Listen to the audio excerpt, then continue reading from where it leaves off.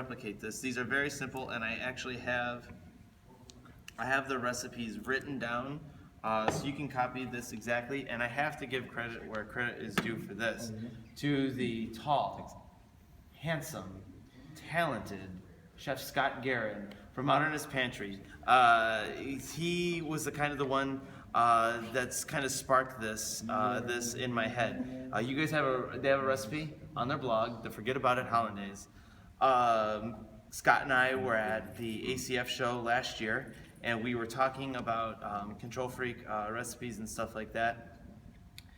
And we started talking about hollandaise, and I don't remember how the conversation began, but we started talking about hollandaise. I said, wouldn't it be cool if you could just put everything in the pan and just be done with it? And with sous vide, you certainly can. You can put all your ingredients in a bag and put it in an EC whip and done. That works. But for me, I don't like the method. I don't like the texture that the hollandaise has. It's too fluffy for me. I just don't like it. And also, there's nothing sexy about it. It's also cumbersome. You need the bag, you need the sous vide, you need a blender and stuff like that. Here I have a pot and a whisk, which is rampant in my kitchen, in the Freak. And there's just something about whisking together hollandaise. This makes sense. This feels right. Putting it in a bag necessarily doesn't. But there are things that the sous vide is better for than the Freak. But there are things that the Freak is great at, let's say making a stock. I can take the Freak and I can make beef stock at 90. I can make veg stock at 75, and I can have it come up to temperature and hold that temperature for 8 hours. So now I can spec in my recipe, cook the beef stock at 90 or whatever it is for 8 hours, and then I can set it to just turn off or keep warm. So this is one of those recipes where I was like, you know what, this is better done on the burner. So we have the Harry Potter song that you all know and love at this point. Now I'm going to use probe control to do this, and as per usual, I'm going to switch between Celsius and Fahrenheit without telling anybody. I'm going to switch to Celsius, so I'm going to use probe control. I'm going to use a fast intensity and bring this up to 75. So I'm just turn it to I've entered probe control, 75, and I'm going to whisk it. Where would you use a probe control regular setting versus the probe control oil? Hold on, let me get there.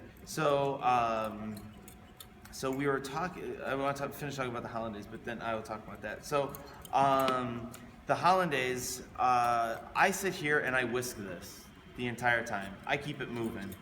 Scott does not. That's how he does it different. Puts everything in the pot, lets it sit for 30 minutes. What temperature? Occasionally stirring. I think it's... is it lower or is it about the same? 140, I think is what he does. Okay, which is 60. So this, so then he blitzes it with the immersion blender after 30 minutes, and the whole thing pulls together. It's one step. For me, to tote around an immersion blender is one more tool that's a little bit larger than a whisk. So this demo works for me. So I say. It also holds it really well, which you can't do. What's actually interesting. Back in the oven, or trying to find the place in the kitchen that's the right heat for it. Exactly. So you can just hold this hollandaise indefinitely. So I bring it to 75, and then I drop it to 60 in a slow intensity, and you wouldn't believe how long it holds. I need to do this in a bigger pot next time, but anyway. You're right. I'll give you a bigger pot. Whatchamacallit. So, she was saying, okay, so this method of doing it this way also, now, as far as Scott's technique and it differs. But the recipe, I believe I'm using the same recipe that he is, actually. I don't remember what your guys looks like. If I can give you guys all this recipe. And it works 100% of the time. So doing it in this way is almost like making a curd, which is very temperature stable.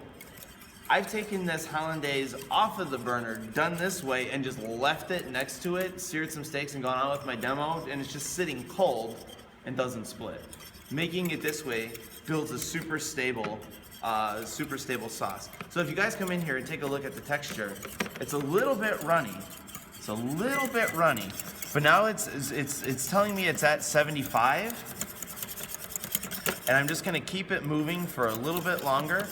Like another minute. If I had this programmed, I would have add a timer of 1 minute.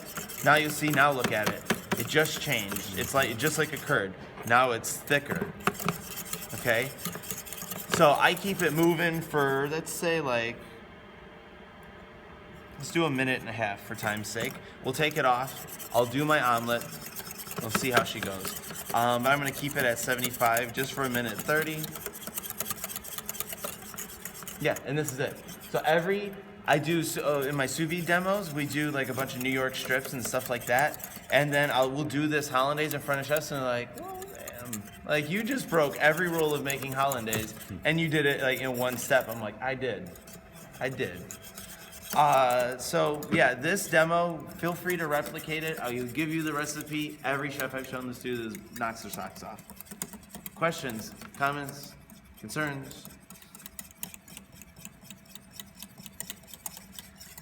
Keep this moving. And so the next one we're gonna do is an omelet. Pro control. Would you explain how do you normally do the hollandaise when your service is Well, yeah, so like, busy and so usually, you have this dance, put it on heat, keep it off heat, put it in a thermos, do whatever you need to do to hold it. Here, I'll just drop it down to 60 and just leave it. And so there's this sort of like unspoken rule in the kitchens that I worked in where like, if you look at the polenta, you have to stir it. So like, if you look at the hollandaise, give it a stir. And like, you just keep it moving a little bit, and it's good to go. So, Have you ever tried to pull? I mean, say in the event you have just one burner and then you have the sauce. Have you ever tried to pull it and then just vein it, and then will it hold that way? Will that break? I've never tried it. I'm sure it would work. Like in my head, those things where you're like, I've never